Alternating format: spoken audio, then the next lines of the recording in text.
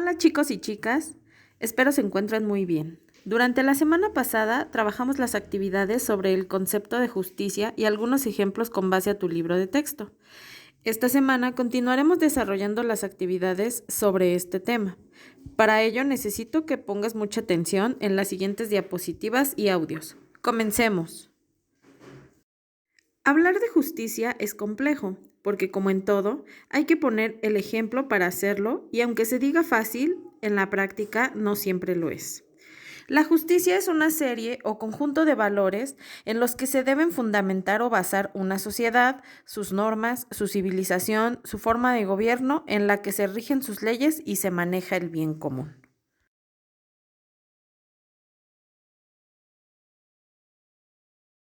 Para entender un poco más el concepto de justicia, resolviste el ejercicio de la página 159 de tu libro de texto. Yo ejemplificaré una de las situaciones que elegí para darte mi punto de vista sobre lo que es justo o no. La situación es la número 2, que dice: el reglamento de la escuela indica que si un alumno tiene 3 materias reprobadas, no puede continuar estudiando. Pedro y Pepe están en esa situación. Los padres de Pepe son amigos del director de la escuela y hablan con él en varias ocasiones. Después de eso, a Pepe le permiten seguir estudiando y a Pedro no. ¿Es justa esta situación? Pues obviamente no, ya que el director debió tratar por igual a los dos alumnos sin importar si los padres de uno son sus amigos. ¿Cuál sería la opción más justa? Pues respetar el reglamento y suspender a los dos estudiantes. Como te acabas de dar cuenta, en el ejemplo anterior, el director no está actuando con justicia, ya que había un vínculo de amistad, pero en estos casos debemos de ser congruentes en nuestro actuar. Es decir, no podemos guiarnos de las situaciones o de los parentescos o de los vínculos sentimentales que podamos tener con algunas personas para dar un favoritismo a unos sí y a otros no. Debemos de aplicar las leyes y las normas para todos por igual. Existen 3 tipos de justicia. La justicia divina, que es aquella que será llevada a cabo por Dios. La justicia filosófica, que su definición es complicada y depende de cada filósofo de acuerdo a su visión. Un ejemplo, Platón, que dice que solo se obtiene justicia entre más conocimiento se obtiene. Aristóteles, que es dar a cada quien lo que corresponde según sus necesidades, y Emmanuel Kant dice que la justicia de un Estado debe velar por 3 principios fundamentales: igualdad, libertad e independencia de los individuos. Y finalmente está la justicia social, que de ella depende en gran medida la paz y el bien común.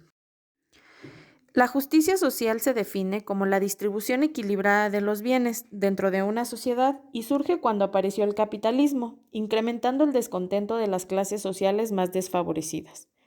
La justicia social se divide en 2, que es la distributiva y la retributiva.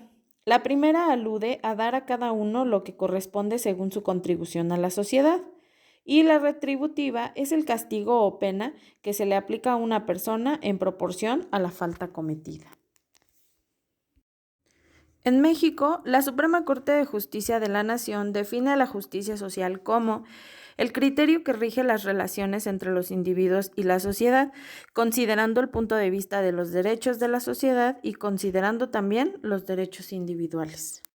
Existen organismos que velan la justicia social. Algunos de ellos son la Amnistía Internacional, fundada en 1969, que es un movimiento internacional autónomo e independiente. Investiga y da a conocer los testimonios de las personas que sufren algún tipo de abuso. Su propósito es reivindicar los derechos humanos mediante la educación. La integran más de 7 millones de personas en el mundo y está financiado por diversos gobiernos y capital privado. Las Naciones Unidas Derechos Humanos, Oficina de Alto Comisionado, fue fundada en 1997. Dirige y canaliza los esfuerzos de la ONU en materia de derechos humanos. Capacita a los gobiernos respecto a la defensa de los derechos humanos y su fundamento es la Carta de las Naciones Unidas. La Corte Penal Internacional fue fundada en 1998 y es un tribunal dedicado a juzgar a personas que son o fueron acusadas por crímenes como genocidio, crímenes de guerra u otros crímenes graves contra la humanidad, No pertenece a ninguna nación ni organización, se rige por el Estatuto de Roma, suscrito actualmente por 192 estados. Existe la Comisión Internacional de Derechos Humanos, fundada en 1959, organismo creado por la OEA. Su función es proteger y garantizar los derechos humanos en los países latinoamericanos. Su prioridad es la población más vulnerable y propensa a la discriminación. Y la Corte Interamericana de Derechos Humanos, fundada en 1979, que es un organismo judicial autónomo, pertenece a la OEA. Su principal función es exterminar casos, emitir sentencias y dar seguimiento a las mismas. Ejerce sus funciones en los países que firmaron el Tratado de la Convención Interamericana de Derechos Humanos. Otros órganos basados en la Carta de las Naciones Unidas son el Consejo de Derechos Humanos, el Examen Periódico Universal y la Comisión de Derechos Humanos. Como actividad para complementar este tema, vas a responder el cuestionario que se encuentra en la siguiente diapositiva con base en las páginas 158 y 165 en tu libro de texto. Deberás entregarlo en el apartado de Classroom correspondiente o a través de correo electrónico antes del 26 de marzo. No olvides que las respuestas se encuentran en tu libro. No tienes por qué inventar o acortar las nociones de estas respuestas.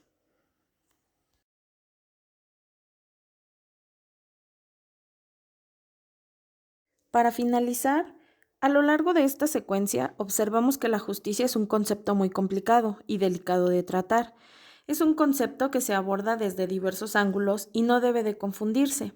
También aprendiste que existen diversos organismos nacionales e internacionales que velan por la justicia para todas las mujeres, hombres, niñas y niños del mundo.